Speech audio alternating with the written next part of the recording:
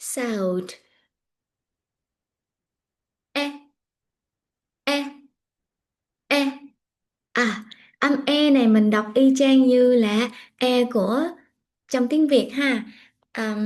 Và vì là e ngắn cho nên là chúng ta sẽ đọc nhanh gọn lẹ dứt khoát. E, e, e. Thì khẩu hình miệng của mình là mở hé ra và rất là nhẹ nhàng ha. E, ok, rồi chúng ta ừm, đọc âm e trong một từ ha. E, pe, pen, pen, pen. Ok, đọc trước cái này nha.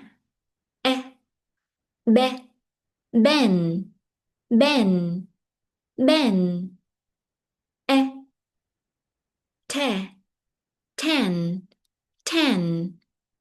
E, pe, peg, peg, peg. E, be, bell, bell, bell.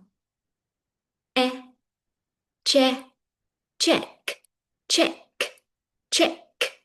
Okay, now we have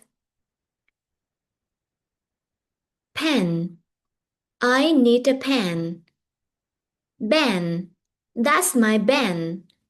Ten, it's a big 10. Peg, where's my peg?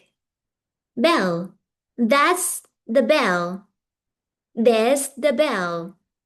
Check, she wants to check. Alright, see you in the next video.